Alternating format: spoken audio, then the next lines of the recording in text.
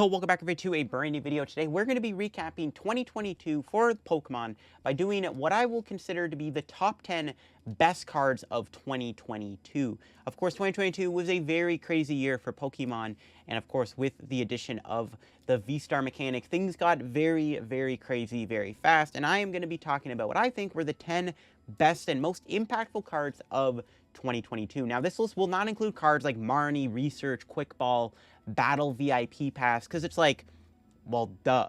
There are a couple trainers on this list, but for the most part, it's just going to be mainly Pokemon, as I think that, again, cards like Ultra Ball, Quick Ball, Battle VIP, it's like, well, obviously they're good. But we're talking more of the niche, I guess you can call them, trainer cards that made a bit of an impact also and weren't like the typical cards you would play in at most decks. I think it makes things a lot more interesting to not include them on the list, because obviously, like, Ultra Ball would be like #1 or something, so like that doesn't count. So strap in and let me know down in the comments below what you thought were the 10 best cards of 2022.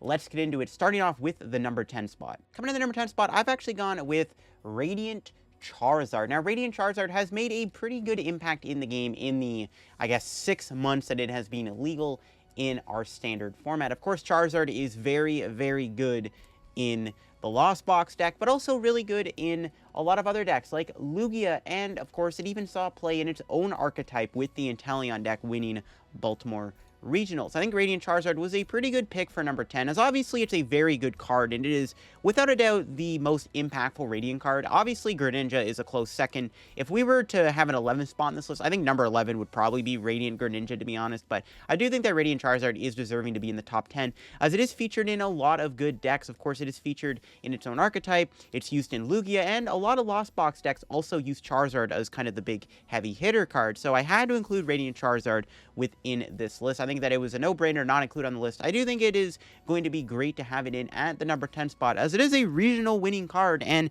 it is included in other big decks that did well and won regionals like Lost Box and Lugia, so I think it's a great pick to have at the number 10 spot. And coming at the number 9 spot is going to, of course, be Rapid Strike Urshifu VMAX. I think Rapid Strike Urshifu VMAX is a great pick for number 9, as it did see quite a bit of play for a little bit when, of course, Robin was able to win a tournament with this deck and kind of popularized the Urshifu bunch of one-ofs deck. The Urshifu Inteleon Moltres deck became very popular during the era of Brilliant Stars being the main set.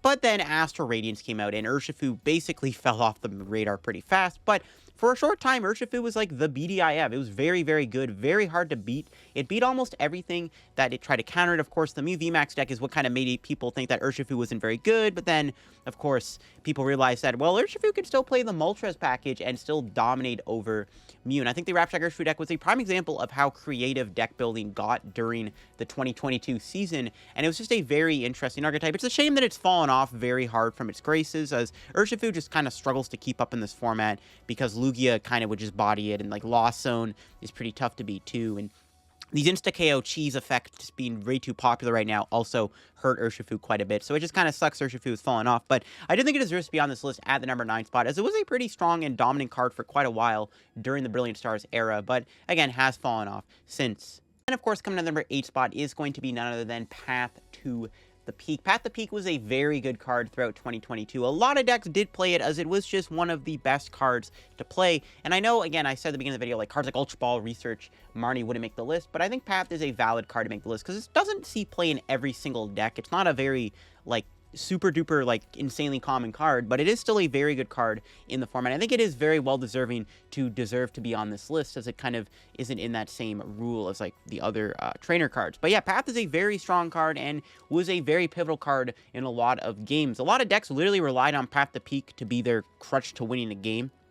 Being able to shut off Starbirth, Star Portal, Crobat, Luminion, it's just so good. It also shuts off like Radiant Charizard. It is a very crucial card, and I think that it is a deserving spot to be here on this list here at the number 8 spot. It's a very good card. A lot of decks do play it, and I definitely had to include Path in this list because it's just a very good card. Obviously, when you combine Path with like the power of Marnie, it becomes a pretty deadly duo. Again, Marnie doesn't count to be on this list, but Path, I think, is better to be put on this list over Marnie, and Path just makes its impact. And I'm sure in the new format, Path will still be just as good as ever, as Path is still a ridiculously broken card against a lot of ability-based decks, and I think that it is still going to be very popular in our next format in 2023 with battle styles on path will still, without a doubt, be the dominant stadium because it's just that good of a card, and ability decks aren't going anywhere, believe it or not, so definitely it deserves to be on this list. And coming in at number 7 is, of course, Flying Pikachu VMAX. I had to put Flying Pikachu VMAX somewhere in this list, as Flying Pikachu VMAX did make a very big impact in 2022, even though, yeah, it wasn't the main kind of focal point of its own kind of archetype. That was obviously Arceus, but I still think Flying Pikachu deserves to be on this list, as it turned out to be the best partner for Arceus throughout 2022, and on top of that, also won NEIC and won the World Championships, even though it was an Arceus deck. I think Pikachu was the most important attacker in the deck besides Arceus, and it made its impact. It's very, very good against Palkia. It turned out to be the best answer to Palkia, and on top of that, also was just good against a lot of the meta decks. There's a lot of decks in the format that only use basic Pokemon. Of course, Reggie's, there's like that Radiant Charizard Inteleon deck, and being able to be immune from basic Pokemon just turned out to be kind of an insane effect to have on a card that a lot of people thought was pretty bad and mediocre at first. Of course, the Flying Pikachu VMAX having Free Retreat and the Flying Pikachu V having Free Retreat is also very, very clutch. And it's one of the reasons why this card was so good. Even now, it's still seen play. It's not bad against Lugia from what it's turned out, and it's still a pretty solid Arceus partner. I think if you're going to play an Arceus deck, you still probably want to play the 1/1 Flying Pikachu, and if Palkia starts to pop back in the format, who knows, Flying Pikachu VMAX might have to resurge, and I definitely think that it is deserving to be on this list. I did put it higher than Path, mainly because it did win NEIC and Worlds, like, back-to-back, and I think that is a pretty good accomplishment. And even though you could argue Path is also a very big player in the Flying Pikachu deck, alongside, like, Arceus and, of course, Flying Pikachu, I still had to include Flying Pikachu on this list regardless, because I do think that it made its footprint on the format, and, of course, made a pretty big impact in 2022. It also just blew people away that a card like this, like Flying Pikachu, would be one of the best VMAXs and cards in the game because of just how dominant it ended up being in 2022. So I think it was a great pick to have on this list, and I wanted to put on the list somewhere as one of the most impactful cards of 2022. Next up, I've actually bundled these two together. I've actually gone with Colress and Comfey. Now, I didn't know which one to choose for the Comfey engine because both Comfey and Colress are just both very good cards in the deck, and I couldn't decide which one was better. I guess arguably Comfey's the better card, but I decided let's just group Colress and Comfey together. Lost Zone wasn't out for the longest time ever compared to the other cards on this list, but the Lost Zone mechanic did make its impact on the format. It did win multiple tournaments. Lost Box did really well. Lost Box is still one of the best decks in the format at the time of recording this video, and of course, Giratina did see quite a bit of play too, and saw some success, even if Giratina has fallen off a little bit. I did really want to include the Lost Zone engine somewhere on this list, and I think it makes a good spot to put it at the number 6 spot, because it wasn't out for super duper long, but it did make a pretty big impact in the short amount of time we've had it in the format. The Lost Zone mechanic definitely deserves to be on this list, as it's still just one of the best engines in the game right now. It's a very fun way to play the game, as opposed to just playing like your big V heavy hitter Pokemon that does a million damage like Lugia or Arceus, but because it's just fun to play these decks, and they're fun to play, they're hard to play, but they're fun, and that is what makes them good. But again, they did make their impact on the format, and I'm sure with rotation, we might see the engine fall off a little bit, as we are going to be losing Scoop Up Net, which you could debate Scoop Up Net deserves to be on this list somewhere, as it is one of the best cards in the Lost Zone mechanic deck, but I do think in general, I think it's better to just kind of include the Comfey Colress engine somewhere on this list. And I thought number 6 was a pretty good spot to put it, because it wasn't out for the longest time. It did make its impact. I didn't want to put it too low on the list, because that's kind of inaccurate as to how good this engine was throughout this entire year so far, but it hasn't been out for as long as the other cards have, and I didn't want to put it any higher, because I think there's other better cards in the format that have made a bigger impact over the Lost Zone engine. Coming at the number 5 spot is Palkia VSTAR. You're probably like, why is Palkia not any higher? It was a very dominant card, and the meta was really warped around it for the time that it was legal in the Astral Radiance format, and still continues to do well in the Lost Origin format. Well, I think Palkia was obviously good, but there is, I still think, a better reason why Palkia was so dominant. We'll talk about the other reason why Palkia was so good a bit later on this list. But yes, Palkia, I did want to include somewhere in the top 5, as it is basically the second best actually, it's probably the third best V-Star now of 2022. But definitely still deserves to be on this list, because it was a very good deck. It did kind of warp the meta around it quite a bit. Obviously, at the time, if your deck didn't have a good lightning Pokemon that could deal with Palkia very easily, your deck sucked. Like, that's why Flying Pikachu, it's why stuff like Reggie's saw a lot of plays, because you had good lightning Pokemon in the deck to counter Palkia. But I had to include Palkia somewhere in the top 5. But there is something in Palkia. There's a certain mechanic in Palkia that I think does outshine Palkia in terms of how dominant it was in 2022. Palkia also has fallen off a little bit since. It's obviously still okay right now in our, meta with Silver Tempest, but definitely not as dominant as it used to be. It didn't also do too well at Arlington, which kind of hurts its performance a little bit too, but I definitely think that Palkia is deserving to be in the top 5 regardless for being one of the best cards of 2022. And coming to the number 4 spot is going to be Mew VMAX. Now, I think Mew VMAX made a bigger impact than Palkia, and I think the reason why I didn't put Palkia higher than Mew and the other spots, because Palkia also didn't have the entire year to be out, unlike what Mew and the other spots in this list have kind of had the time to do a lot better than Palkia. Mew has been good since quite literally the start of the year and the first tournament we had, and Mew still to this day continues to be a very dominant and powerful deck in the format, and I think it would be a disservice to not have Mew high in the list. The interesting thing about Mew, though, is it never really won that many big tournaments. It did well in the tournaments, but never really won and took any home, which is kind of crazy how counterable Mew ended up really being. Of course, like even like Rapture Urshifu became a very good deck in the format because the Urshifu deck had an answer to beating Mew in the form of the Dark package, and that alone hurt Mew. And then, of course, now that we have Drapion out, you know, a lot of people just say that, well, Mew's very good, but if I just add like a Drapion in my deck, I just win the matchup, right? So it is what it is. But yeah, Mew definitely showed a very good performance this year as one of the best cards of the format. You could argue Genesect is what makes Mew so good, but I think we can all agree that Mew's probably like it's the main attacker of the deck. It makes more sense to put Mew on the list over Genesect. You could argue Mew Genesect could be on this kind of list, kind of like how I put Colress and Comfey together. I think Mew itself is just kind of the better like card to include on this type of list. And yeah, Mew definitely had a very good 2022. It's one of the scariest decks to play against, one of the most annoying decks to play against, as it just sometimes donks you with Meloetta. And it's still a very strong deck. And going into the new format, it will continue to be very strong. It's going to be like the only deck with an insane draw engine in Genesect. And we'll have to see where Mew goes going forward. But definitely Mew continued to be very dominant in 2022 and ended up being the best VMAX of the entire year.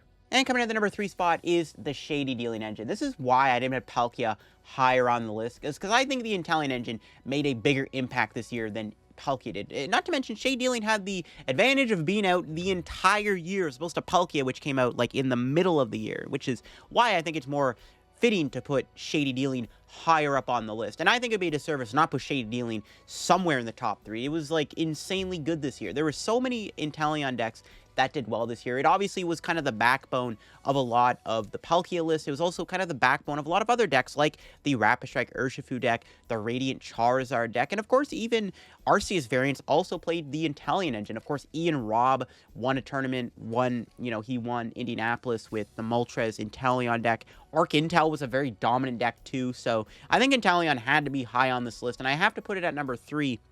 I would put it at number 2, but I think we can all agree that number 2 is probably just a better pick than Inteleon. But Inteleon just narrowly gets away from not getting the number 2 spot on the list because, yeah, Inteleon had a very good 2022. And, yeah, okay, Inteleon has fallen off a little bit since, yeah, Inteleon doesn't see as much play as it used to see, but it still had a very good 2022, and I don't think anyone's going to argue that it's probably better to put Inteleon higher on the list than something like Palkia VSTAR, because Inteleon had the bigger impact over Palkia. In my opinion, it has a bigger impact over Palkia this year, and I definitely want to put Inteleon super high on this list because it is, without a doubt, the big MVP engine of 2022, and it will be rotating. A lot of people do not like this Inteleon engine. A lot of people do not like playing against it, and it will be leaving, and I think its final year of being in Standard, really, it did leave a pretty big impact on the game. I guess, well, not final year. It'll still be legal until April, but you get my point. It had a whole year to just leave a legacy on the format. It really did a good job of doing that in the 2022 season. So, yeah, Inteleon Shady Dealing Engine comes in at the number 3 spot.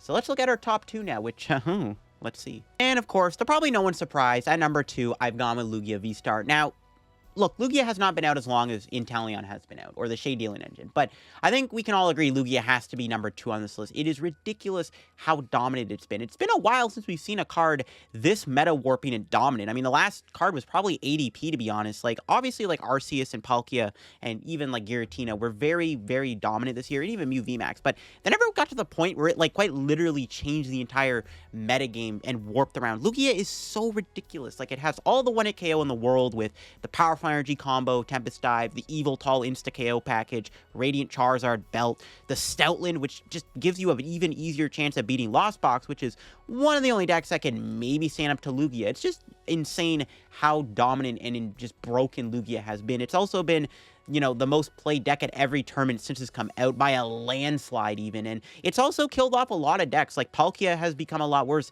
Giratina's fallen off pretty hard. Even Arceus struggles to keep up with Lugia sometimes because Arceus is just slow compared to Lugia. Lugia is just too good. It just has too many options. It's killed off a lot of VMAXs and V-Stars in general. A lot of 2 and 3 prizers have completely died off because Lugia is just too good at destroying them because it can 1-hit KO you too easily, and having the option of using Eviltal's cheese effect is also really good. It's just so good, and I think it'd be a disservice to not put Lugia at number 2 because it's just been so dominant in the little amount of time that it has been out. It has completely ruled the format in a negative way, I would say. A lot of people have been turned off from this game because of how good Lugia is, and Lugia will continue to be good even going into the new format. Well, not in the new format, but coming into the new format, leading up to the new format, because of course San Diego and Orlando are coming up, and Lugia is still gonna just rule those formats. Like Crown Zenith ain't gonna stop Lugia, baby. Like Lugia is just too good, and I think it has to be at number 2. Like the Shade Dealing engine has been out longer than Lugia's been out, and it has made a huge impact in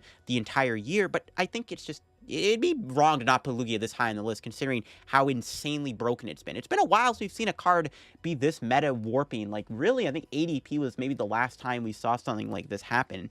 And I think Lugia is just ridiculous. And I think you have to put it number 2. Even if it's only been out for, like, a month and a half, it still has made its massive impact on the format. And again, it would be just a complete disservice to not have it be this high on the list because it's just that good of a card, and will continue to be good until we see a lot of its archetype leave the format. And yeah, it's just so good and has to be at our number 2 spot. But what's our number 1 spot, you might ask? And at the number 1 spot, I've gone with Arceus VSTAR. I don't think anyone's going to argue Arceus deserves to be the best card of 2022. It won so many friggin' tournaments. It is mental. Like, it came out, won with Gengar, and then it did even better. It won with, like, Hoopa V in Vancouver. It won with Goodra. It won with Duraludon. It won with Flying Pikachu. It won with Flying Pikachu to Decidueye. It's just ridiculous how Arceus variants just happen to win tournaments and just still dominates. Arceus has won the most amount of tournaments this year, and without a doubt, I think Arceus deserves to be at the number 1 spot. Yes, Lugia is kind of the better deck right now in the format, but Arceus has the advantage of being out the entire year and just won so many tournaments. It would be wrong to not put Arceus at number 1. It's definitely the defining card of 2022 without a doubt, because of how many tournaments it won, because of how good it is, and how many different variations of Arceus are out there. I mean, you got Arceus Gyarados, Arceus Malamar, Arc Intel. You got Arceus Giratina, Arceus Flying Pikachu, Arceus Flying Pikachu Decidueye, Arceus Flying Pikachu Jolteon Decidueye. You got Arceus Duraludon, Arceus Goodra, Arceus Espeon with Flying Pikachu. You got Arceus Crobat Flying Pikachu. It's just, you see what I mean? There's just so many Arceus decks in the format that, like, it's just really good. And it without a doubt, I think Arceus has to be the number 1 spot in this list. There's no doubt in my mind. It won so many regionals. It won Worlds. It won NEIC. Like, there's no way you can't put Arceus, like, at the number 1 spot. Even though Lugia is the better deck right now, I think Arceus has to be number 1. And without a doubt, deserves to be at the number 1 spot, because of how ridiculously dominant it was throughout 2022, and is going to be our number 1 spot on this list. This is the top 10 list of what I think were the top 10 best cards of 2022. I'm going to give some quick honorable mentions. Honorable mention to Radiant Greninja.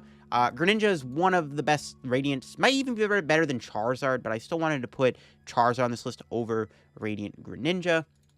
I'm also going to give another honorable mention to the Regigigas. I think Regigigas is definitely deserving to be on this list. Regi's has done pretty well throughout the entire kind of little year it's been out, and I definitely think that it is a very good card. Since it came out in Astral Radiance, it's done a pretty good job making an impact on the format, so I wanted to include Regis within this list.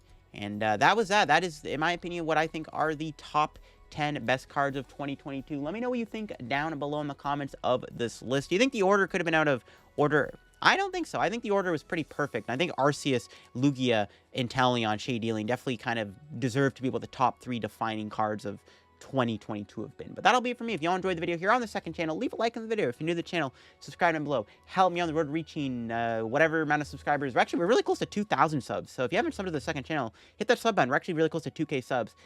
Yeah, that'll be it for me. I'll catch you on another video here on the second channel. And yeah, let me know in the comments below what you think of the top 10. But that'll be it. Bye-bye.